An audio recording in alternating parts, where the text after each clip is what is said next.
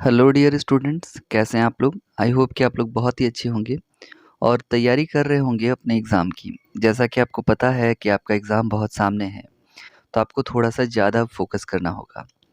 तो आज हम लोग करने वाले हैं दो इम्पॉर्टेंट चैप्टर। पहला चैप्टर है बंधुत्व, जाति और वर्ग, जिसमें हम लोग महाभारत काल से रिलेटेड सारी घटनाएं और उत्तर वैदिक यानी कि लेटर वैदिक इरा से रिलेटेड, उत्तर वैदिक काल से रिलेटेड जितनी सारी बातें हैं पुख्ता तौर पर जिनसे सवाल पूछे जा सकते हैं उसको कवर करने वाले हैं। उसके बाद हम लोग दूसरे चैप्टर में विचार, विश्वास, इमारतों के बारे में पढ़ेंगे, जिसमें हम जानेंगे कि किस प्रकार की विचार थे, विश्वास क्या था। ठीक है। वेदों में क्या रचनाएं कही गई हैं, वेदों से हमें क्या स्क्रिप्ट उसके स्क्रिप्चर से जानकारी मिलती है, उन सारी बातों के बारे में कहेंगे। तो बहुत सारे इंपॉर्टेंट एमसीक्यूज़ है जो आपके सीयूईटी एग्ज़ाम के लिए बहुत इंपॉर्टेंट है। तो चलिए स्टार्ट करते हैं आज के सेशन को। आज हम लोग सबसे पहले कवर करने वाले हैं एक इम्पॉर्टेंट चैप्टर जिसका नाम है बंधुत्व, जाति तथा वर्ग, यानी कि आरंभिक समाज। पहला प्रश्न कहता है महाभारत युद्ध कितने दिनों तक चला था। तो आपको पता होना चाहिए कि महाभारत युद्ध जो है वो 18 दिनों तक चला था। ऑप्शन नंबर डी 18 इसका सही आंसर हो जाएगा। दूसरा प्रश्न क्या कहता है, देखिए क्वेश्चन नंबर 2 कहता है कि महाभारत की रचना किस भाषा में हुई। तो आपको पता होना चाहिए कि संस्कृत भाषा में हुई थी महाभारत की रचना। तीसरा क्वेश्चन इसी से रिलेटेड है कि महाभारत किसने लिखा। तो आपको पता होना चाहिए महर्षि वेदव्यास ने लिखा था। महर्षि वेदव्यास को कृष्ण द्वैपायन के नाम से भी जानते हैं। ये थोड़ा सा आप ध्यान में रखिएगा। आगे चलते हैं। जाति का लक्षण नहीं है तो क्या नहीं है। तो जाति का लक्षण साम्या नहीं है। Option number D, option C साम्या इसका आंसर नहीं होगा। ऑप्शन नंबर क्वेश्चन नंबर 5 कहता है कि भवन शब्द का प्रयोग अपने मूल शब्द में भारतीय यूनानी के लिए किया जाता था, किंतु प्रथम सदी ईस्वी के आसपास इसका प्रयोग बिना किसी भेदभाव के किया जाने लगा। तो पहले भवन शब्द का प्रयोग जो है वो भारतीय यूनानी के लिए किया जाता था, पर बाद में इसका प्रयोग जो है, भवन शब्द जो है इसका प्रयोग बेसिकली किसके लिए किया जाने लगा। तो आपको पता होगा भवन शब्द का जो प्रयोग है बाद में विदेशियों के लिए किया जाने लगा था। ऑप्शन नंबर डी विदेशी इसका सही आंसर हो जाएगा। छठा क्वेश्चन कहता है, इंपॉर्टेंट है, ध्यान दीजिएगा, कि किस काल में वर्ण व्यवस्था वंशानुगत जाति में परिवर्तित हो गई। तो आपको पता होना चाहिए कि उत्तर वैदिक काल में जो वर्ण व्यवस्था थी वो वंशानुगत जाति में परिवर्तित हो गई थी। ऋग वैदिक काल में 4 वर्णों की बात कही गई है। पहला जो है वो ब्राह्मण है, दूसरा जो है क्षत्रिय है, तीसरा जो है वो वैश्य है और चौथा जो है वो शूद्र है। तो ये जो चारों थे ना, ये चारों अपने कर्म के आधार पर बनते थे। जो ऊंचे कर्म करते थे, जो भगवान ईश्वर के सत्कार में लगे रहते थे, उन्हें ब्राह्मण कहा जाता था। जो प्रशासनिक कार्य करते थे उन्हें क्षत्रिय कहा जाता था। व्यापारिक कार्य को वैश्य और छोटे और नीच कर्मों को करने वाले को शूद्र कहा जाता था। तो ऐसा नहीं था कि वर्तमान में जैसे कैटेगरी कर दिया जाए, जाति वाइज जो कर दिया गया है वैसा ही था, नहीं। उत्तर वैदिक काल में ऐसी व्यवस्था नहीं थी। प्रत्येक व्यक्ति हो सकता है उसका पिता ब्राह्मण हो, पर उसका जो बेटा है वो वैश्य हो सकता है, शूद्र हो सकता है, क्षत्रिय हो सकता है। पर उत्तर वैदिक काल जब आया तो ये सिस्टम चेंज हो गया। फिर ये वंशानुगत हो गया। ब्राह्मण का बेटा ब्राह्मण, वैश्य का बेटा वैश्य, जो भी क्षत्रिय या शूद्र हो अपने वंशानुगत परंपरा के अनुसार चलने लगे थे। तो आपको याद रखना है उत्तर वैदिक काल से ये शुरुआत होता है। ऑप्शन नंबर ए इसका सही आंसर था। 7वां क्वेश्चन कहता है गोत्र किसका सूचक था। तो ये इंपॉर्टेंट क्वेश्चन है और आपको पता होना चाहिए कि गोत्र जो है वो प्रत्येक उपजाति के लिए सामान्य पूर्वज का सूचक होता है। इसे थोड़ा सा ध्यान में रखना है। 8वां क्वेश्चन क्या कहता है, देखिए कहता है निम्न में से दक्कन में रहने वाली किस कबीलाई जातियों का वर्णन प्रारंभिक सांस्कृतिक साहित्यकार विशेषकर महाकाव्य एवं पुराणों में हुआ है। तो सभी का हुआ है। महाकाव्य पुराणों वर्णन सभी का मिलता है। आंध्र का भी मिलता है, पुलिंद का भी मिलता है और सवर का भी मिलता है। तो ऑप्शन नंबर डी चारों सही आंसर हो जाएगा। 9वां क्वेश्चन क्या कहता है, 9th नंबर क्वेश्चन कहता है कि वर्णालंकार की संकल्पना सबसे पहली बार मिलती है। तो वर्णालंकार की जो संकल्पना है वो सबसे पहली बार स्मृतियों में मिलती है। ऑप्शन डी स्मृतियों में मिलती है। आगे देखिए 10वां क्वेश्चन कहता है कि महाभारत का समालोचनात्मक संस्करण कितने वर्षों में तैयार हुआ। तो महाभारत का समालोचनात्मक जो संस्करण है वो 37 वर्षों में तैयार हुआ था। ऑप्शन नंबर ए 37 वर्ष इसका सही आंसर हो जाएगा। 11 नंबर क्वेश्चन कहता है गोत्र के अंदर विवाह करना कौन सा विवाह है।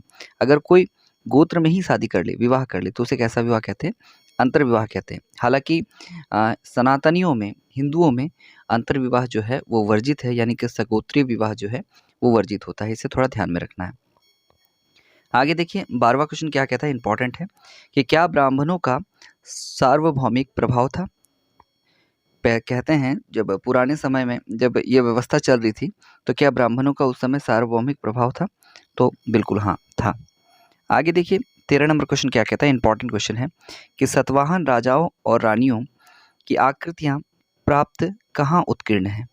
तो सतवाहन राजाओं की जो आकृतियाँ हैं जो प्राप्त हुई हैं वो कहाँ से उत्कीर्ण हुई है, मतलब कहाँ से ये प्राप्त हुआ है, ये आपको बताना है। तो सही आंसर हो जाएगा ऑप्शन नंबर सी, गुफा की दीवारों पर। ऑप्शन नंबर सी, गुफा की दीवार इज द राइट आंसर।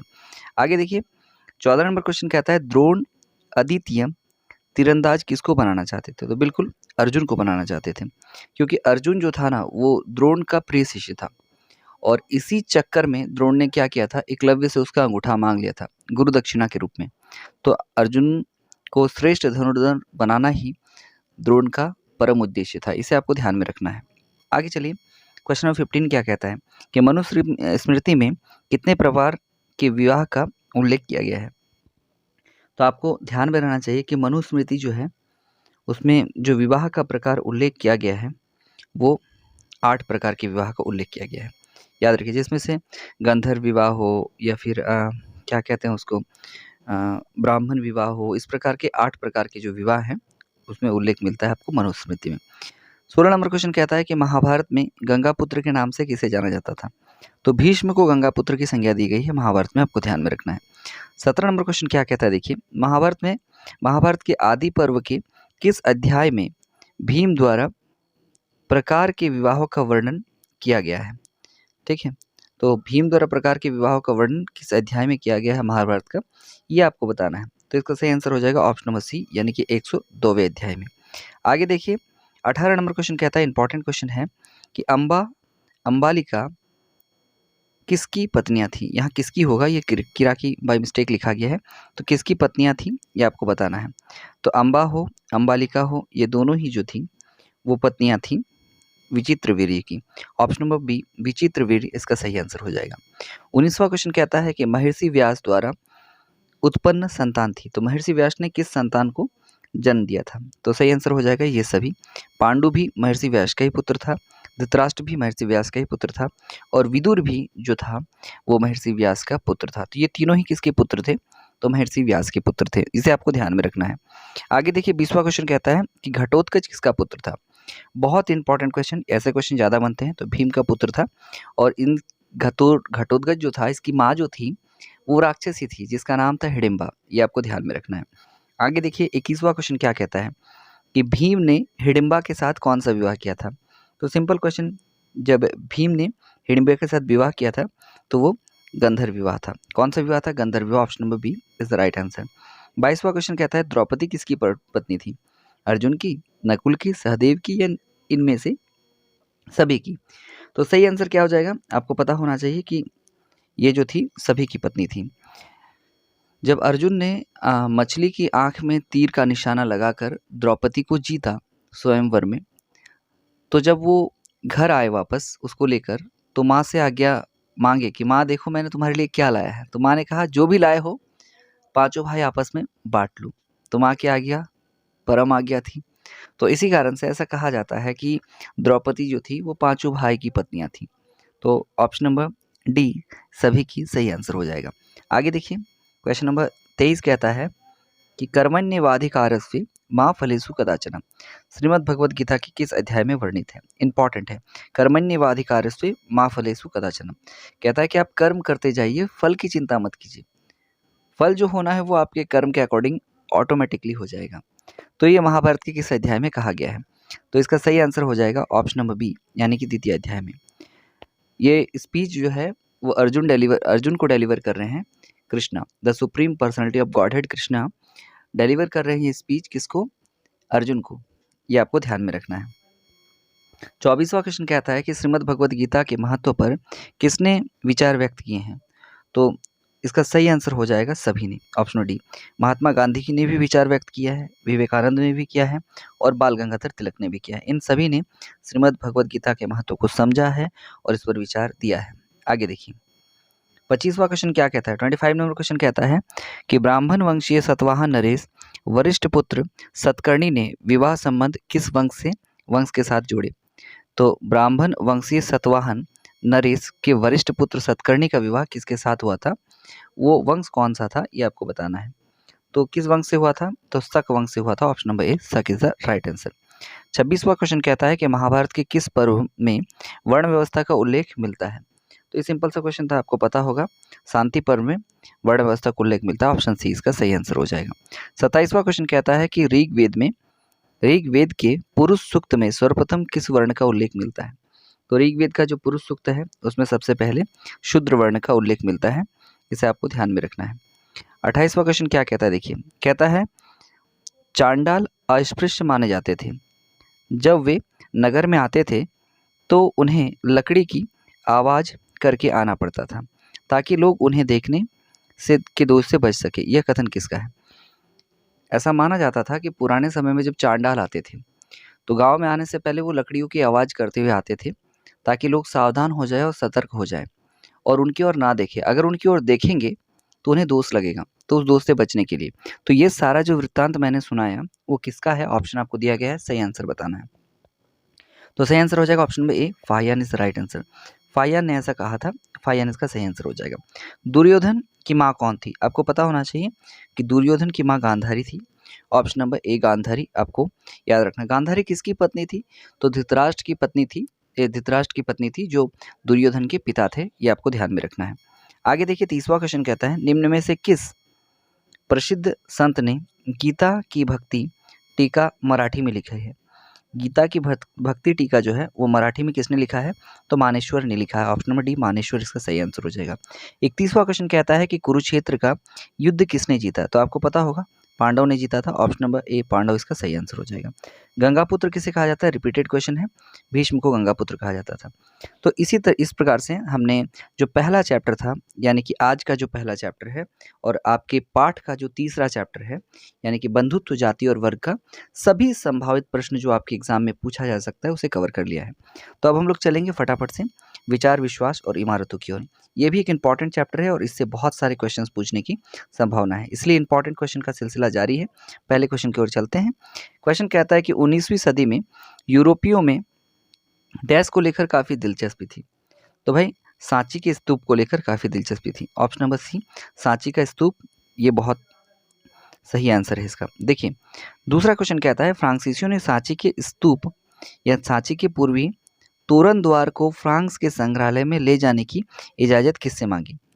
तो सांची का जो पूर्वी तोरण द्वार था उसको फ्रांस के संग्रहालय में ले जाने के लिए फ्रांसीसियों ने किससे इजाज़त मांगी थी, किससे परमिशन लिया था, ये आपको बताना है। तो शाहजहां की बेगम से। ऑप्शन नंबर ए इसका सही आंसर हो जाएगा। तीसरा कहता है कि जॉन मार्शल ने सांची पर लिखे अपने महत्वपूर्ण ग्रंथों को किसे समर्पित किया है। तो तीसरा का सही आंसर हो जाएगा ऑप्शन बी, यानी कि सुल्तान जहां बेगम को समर्पित किया है। चौथा क्वेश्चन क्या कहता है, देखिए ईसा पूर्व प्रथम सहस्त्राब्दी का काल विश्व इतिहास में एक महत्वपूर्ण मोड़ क्यों माना जाता है। तो इसे महत्वपूर्ण मोड़ क्यों मानते हैं, क्योंकि इसका सही आंसर हो जाएगा उपरोक्त सभी। ईरानी में जरतुस्त, चीन में खुंगस्ती, यूनान में सुकरात, प्लेटो अरस्तु, भारत में महावीर, बुद्ध जैसे चिंतकों का उद्भव हुआ था। ये सारे जो महान चिंतक थे ना, इतने सारे महान चिंतकों का अलग अलग देशों में एक साथ जन्म लेना, ये वाकई एक इत्तेफाक मानिए या संयोग मानिए, ये हुआ था। और इसी कारण से ईसा पूर्व की सहस्त्राब्दी को इतिहास में महत्वपूर्ण मोड़ जो है वो माना जाता है। इसे आपको ध्यान में रखना है। आगे देखिए पांचवा क्वेश्चन क्या कहता है कि ऋग्वेद का संकलन कब हुआ। तो इसका सही आंसर हो जाएगा ऋग्वेद का संकलन लगभग 1500 से 1000 BC यानी कि ईस्वी पूर्व में हुआ था। छठा क्वेश्चन कहता है ऋग्वेद में कितने देवताओं का जिक्र है। तो आपको पता होना चाहिए कि ऋग्वेद में किन देवताओं का जिक्र है।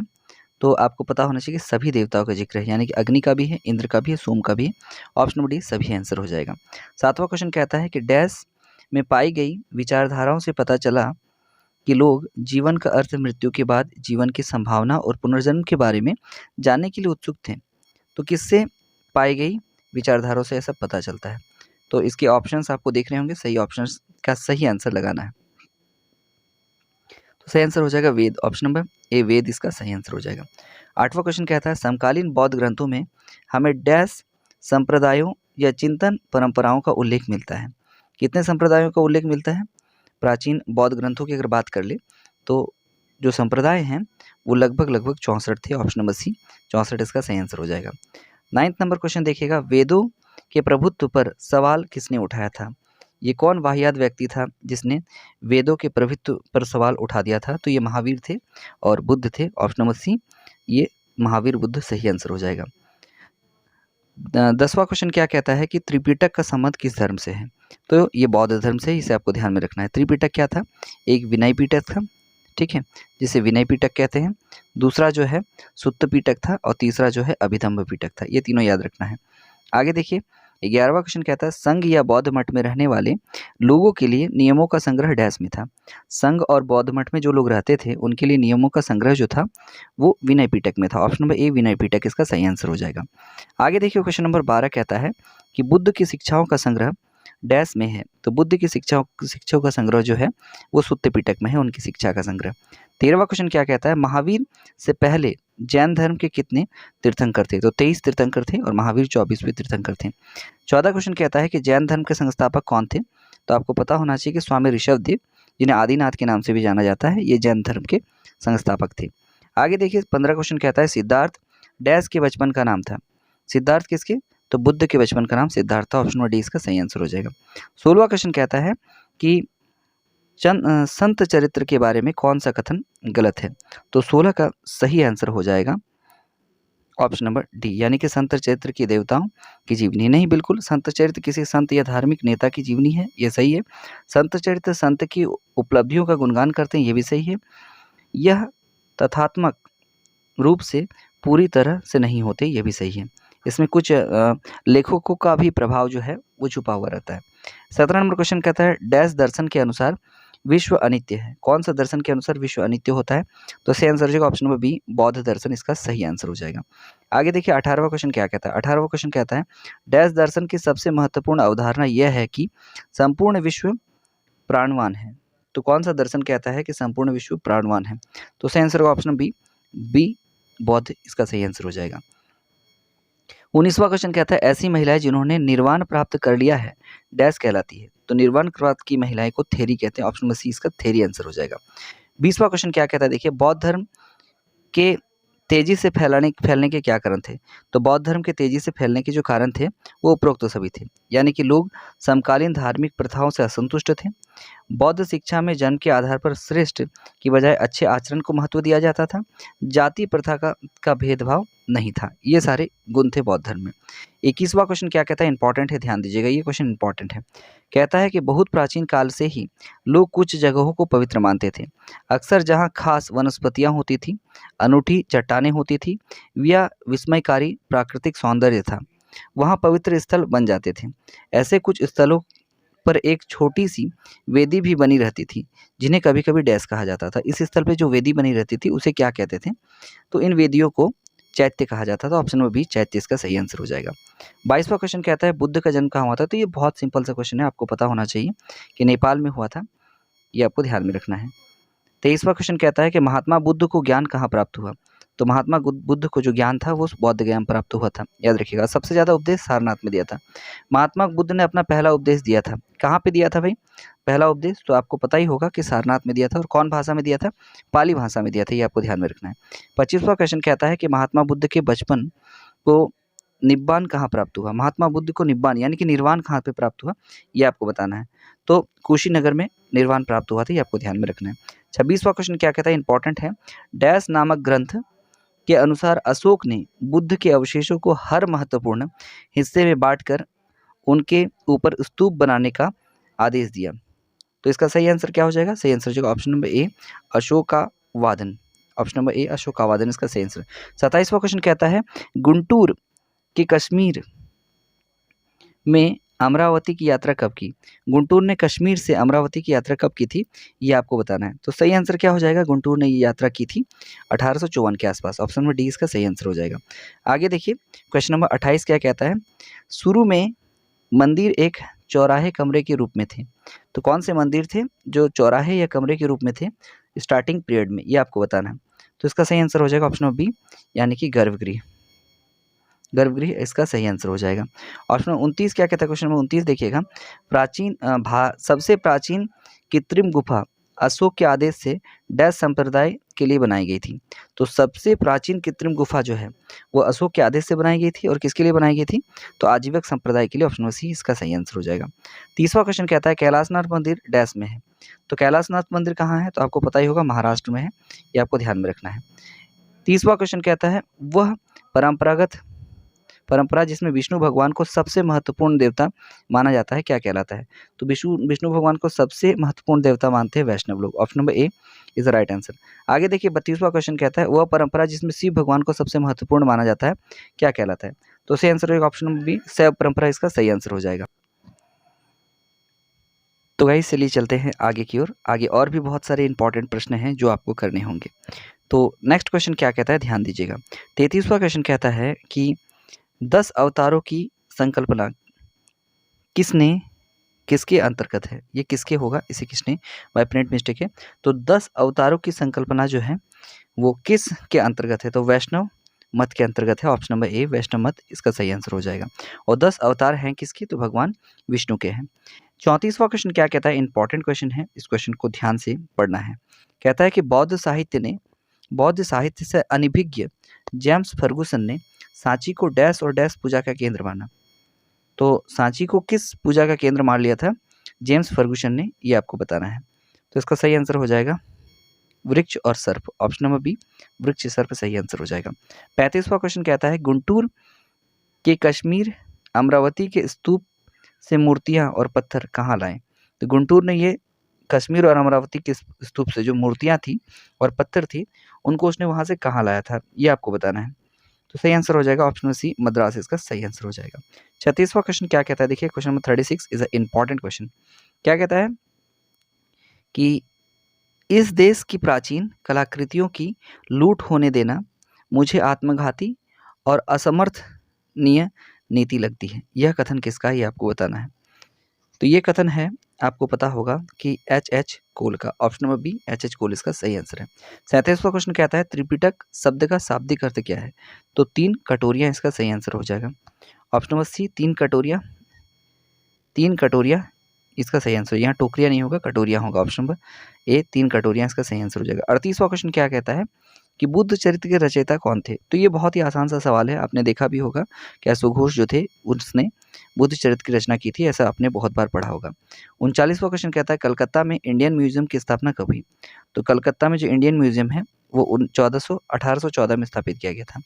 40वां क्वेश्चन क्या कहता है, इंपॉर्टेंट क्वेश्चन है, सांची को विश्व कला दया स्थान कब घोषित किया गया। तो सांची को विश्व कला दया स्थान जो है वो घोषित करने का जो समय था वो था 1989, यानी कि 1879 इसका सही आंसर हो जाएगा। आगे देखिए 41वां क्वेश्चन कहता है कि जॉन मार्शल की पुस्तक मैनुअल कंजर्वेशन का प्रकाशन कब हुआ। तो मैनुअल कंजर्वेशन जो है वो जॉन मार्शल की पुस्तक थी, इसका प्रकाशन 1923 में होता है। आगे देखिए 42वां क्वेश्चन क्या कहता है कि सांची पर लिखित सबसे प्रारंभिक पुस्तकों में से एक भिलसा टॉप्स के लेखक कौन है। तो भिलसा टॉप्स के लेखक कौन है, ये आपको बताना। तो सही आंसर हो जाएगा ऑप्शन बी अलेक्जेंडर कनिंगम जो है वो भिलसा टॉप्स के लेखक हैं। 43वां क्वेश्चन क्या कहता है बोध गया द हेरिटेज ऑफ शाक्यमुनि का प्रकाशन कब हुआ।